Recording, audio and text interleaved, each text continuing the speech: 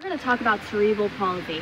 So what it is, it's a non-progressive disorder that will affect posture and motor function. So how it's defined in the textbook is a group of permanent disorders of the development of movement and posture causing activity limitation that are attributed to non-progressive disturbances that have occurred in the developing fetal or infant brain.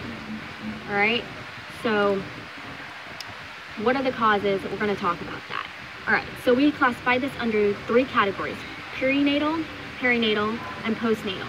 So prenatal, we're going to look for placental insufficiency, could be a reason, a lack of oxygen. TORCH, congenital infections. TORCH just stands for toxoplasmosis, other, R for rubella, and C for cytomegalovirus, and H for herpes simplex virus. So these are congenital infections that can happen. Premature infant, premature is anything less than 37 weeks. Normal term is 40 weeks.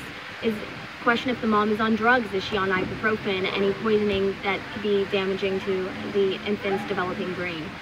Intracranial hemorrhage, mini strokes, anoxia. So you're thinking of your lack of oxygen is the main concern. It could be genetic. There's placental abruptio, too early, or pregnancy-induced hypertension. So these could be the reasons for cerebral palsy. In prenatal reasons, it's again those TORCH infections, your toxoplasmosis, other, R for rubella, C for cytomegalovirus, and H for herpes simplex virus. Other reasons could be urinoxia or asphyxia. What does that stand for? This means the cord that's wrapped around the baby's neck. That could be lack of oxygen. So we want to think about oxygen, oxygen, oxygen, oxygen. If there's a lack of oxygen, it's going to cause damage to the baby's brain, causing cerebral palsy. There could be post-natal reasons, and that would be drowning, shaken baby syndrome, infections, like meningitis to the baby, stroke, or poisoning. So I think the main takeaway from the causes that cause cerebral palsy is often associated with any trauma to the brain during during that infant time period that will affect the developing child. And also make sure you remember that this is a non-progressive disorder, so it is what it is, basically. All right, so what exactly is the clinical manifestations we're going to see? There's going to be a lack of progressiveness, progressive to the developmental milestones. It won't be confirmed to the first, until the first 2 years old. All right, so some early signs and symptoms are they sitting up at 6 months of age? Are they standing up at 12 months of age and then walking soon? Or are they taking, how long is it going to take? Is it 8 months that they're sitting? So 6 months is the normal, 12 months is normal for walking, 6 months normal for sitting. As a teacher said in class, a kid was doing the army call and they weren't turning the neck. That could be a sign, and the child was diagnosed with cerebral palsy. So monitoring those milestones, as in the concept of human development, is really important to remember. Some early signs and symptoms is they have poor head control by 3 months, or they have a clenched fist for after this time still, or failure to smile is common. That could be a sign for cerebral palsy. Failure to smile at 3 months of age is what we're looking for.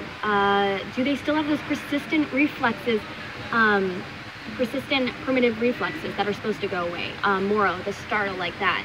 Or asymptomatic tonic reflex, that's turning their neck. They don't have control of turning their neck. So are they reaching their milestones? We talked about that. Do you see the scissor legs? Are they stiff, or are they limp and floppy? Scissor leg is just because the outer part of their leg is very constricted, and because it's so much heaviness on their muscle, it's making their legs go in where it's weaker, causing the scissor leg. Or are they stronger on one side of the body? This could be early signs and symptoms. Dystonia, which dystonia stands for increased muscle tone or contractions. So just remember that term, dystonia. There's types of motor abnormalities. Ataxia. Ataxia just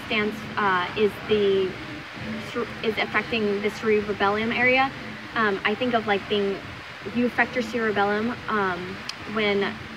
when someone drinks too much alcohol, they affect their cerebellum. So you think shaky, wide-based gait, they can't keep their balance so well.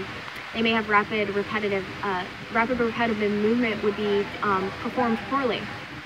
And disintegration between movement, when the child tries to reach an object, they can't, they're a little shaky on that. So their cerebellum is off. That's ataxia type. So the second type we're going to talk about is dyskinetic. We're affecting the basal ganglia. This is going to cause involuntary movement. So involuntary movement, we're going to be thinking about irregular movement at the athetoid, which means athetoid means those irregular movements that are just going to be jerked out of nowhere. Dystonic is that slow twisting. So dystonia is the tone, is spastic tone. Dystonic is the slow twisting of the trunk and extremities. This term's used, which is affected by the damage of the basal ganglia.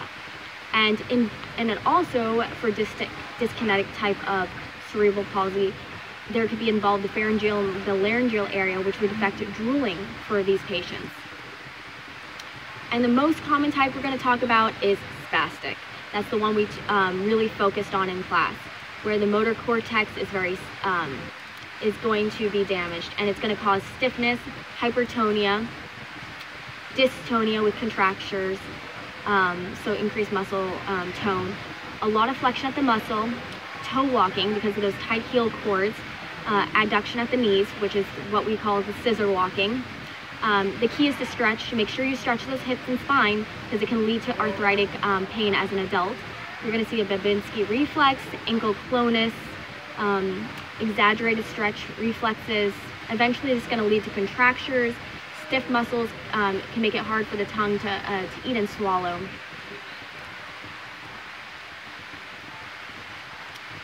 All right, now we're going to talk about what are our goals, and then we can talk about the interventions we're going to do for these patients.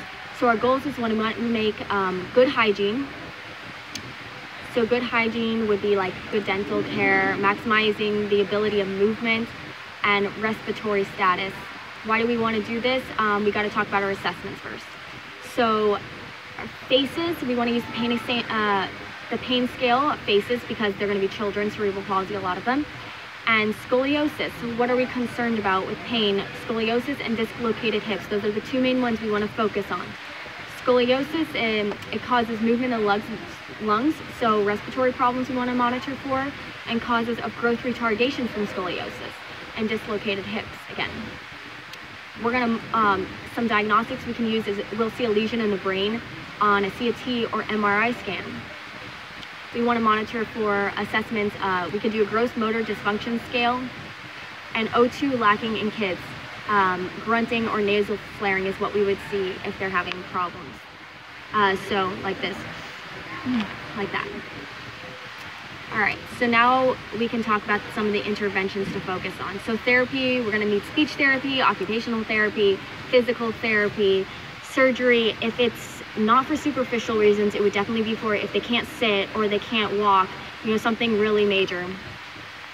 They may need surgery for scoliosis as well, because we were concerned about those lungs as well as a shift. The hip anterior, we do not need an adductor pillow, but for posterior, we do need a adductor pillow. Hip surgery is common because of the dislocated hips. You want to monitor for the hip surgery, how they're using the toilet, monitor for blood clots and hyperextension of the hip. They're going to need more frequent rest periods. Why? Because they want to avoid fatigue. You want to monitor for skin integrity. Just be aware that there's a pelvic tilt for these children. Also facilitating if they have spastic also in their jaw area.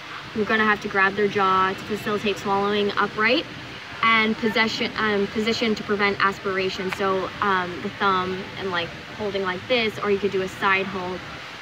Just be aware of that. The G-tube is also something they may need if they have, if they can't swallow. So remember to vent, CC syringe between breaks to get air out. Aspiration is associated problems with this, and sit them up for 30 minutes after and make sure that the tube is patent. Other things to keep aware of is there's no extension cord for children, and because of this, you're gonna have to also monitor really carefully the site for infection. These patients for cerebral palsy, often they have associated risks. Oh, we should talk about that, the associated risks. So seizures is a big thing. Some impairments are seizures, hearing, vision, attentional. They often have ADHD, also is Asperger's, behavioral communicative like Asperger's or autism, cognitive deficit, oral, motor, speech function. So these are things to watch for. All right, and GERD and abdominal pain is sometimes they have that. So there's a surgery for that, Nissen bone duplication. So other things to be aware of is helmets would be used to protect seizures if they're highly active kids, like 4 to 5, you know, and they're just running around. Never assume they're intellectually affected, so ask the caregiver, who should I talk to? That's the main thing to think about. Wheelchairs, they have AFOs, they have KFOs, they have braces, and they have walkers. These are tools to use to protect your, to get the child to be as independent as possible. Also, make sure you promote participation in school programs that helps them feel independent, helps self-esteem. Muscle stretching constraints, reduce, stretching helps reduce those pains. It prevents contractures. So you may have to do passive range of motion if they have no control.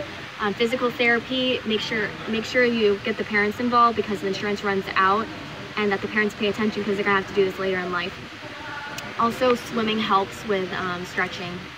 Immunization, respiratory tract, you want to watch for because of that aspiration, and infections are a high risk. Now, some of the drugs that we're going to end off with are Botox injections can help for more immediate muscle, like contractures and spasticities, but it's more local. So for whole body, we want to think about baclofen and diazepam.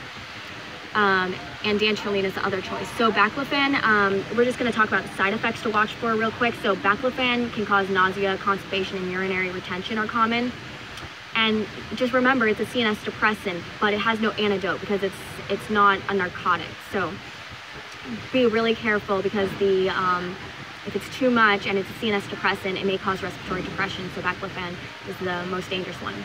Diazepam is the other choice, a CNS muscle relaxant, and it's preferred over dantrolene because it's indirect, and when it affects it, it's minimal when you have minimal muscle strength, whereas dantrolene will suppress the release of calcium, direct calcium release from the muscles, so it has more direct effect on the muscles relaxants, but it will cause like muscle weakness and drowsiness and diarrhea.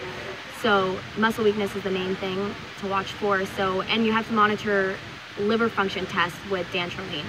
So that's the main thing. So baclofen and diazepam was your CNS muscle depressants.